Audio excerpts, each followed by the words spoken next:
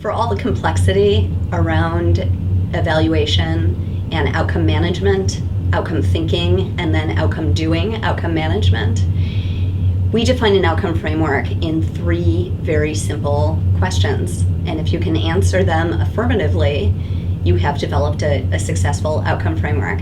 So the first one is, can you define success clearly and cohesively for your program or for your organization as a whole? The second question is, how do you know, can you verify whether that success has actually been achieved, right? So how do you track toward that success? And the third question then has to do with about halfway through or partway through your program, if you were to check in and see how things were going, could you confirm that you're actually on track to achieve the success that you defined?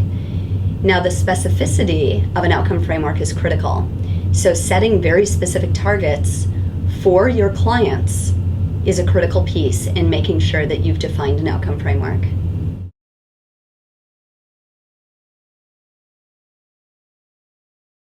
So we often hear this question from our clients from nonprofits throughout the country. And, they say, if we intuitively know that we're doing good work, why do we need to do outcomes management anyway? We've been doing this for 30 years, 40 years, 100 years. And my response to that is really to say that if you're doing good work, you want to make sure that you get beyond the success stories and the anecdotal evidence of that good work. We all have a success story to tell. What we want to know through using an outcome framework and outcome management is that success story actually transpires to all of the clients that we serve, not just that one person that we saved or somehow allowed to achieve human gain. So the response is, yes, you can be effective, but you could certainly be more effective, and you will certainly be able to know how effective you're being if you have a solid outcome framework in place. It's really common in the social sector right now to use the word impact, whether it's social impact, impact measurement, impact management. The fact is that, at least from a research standpoint, impact is something that's longitudinal.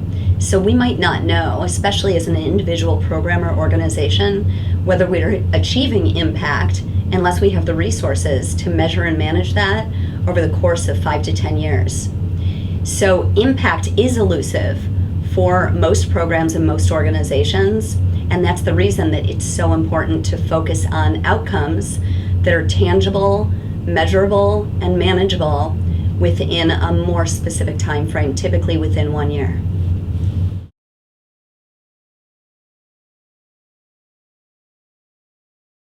Many organizations engage in strategic planning in order to make sure that they know where they're going over the next 5 to 10 years, perhaps 3 years for their organization. It's critically important to infuse an outcome framework so that the results of where you're going are clear. You know exactly what you've achieved through that strategic planning.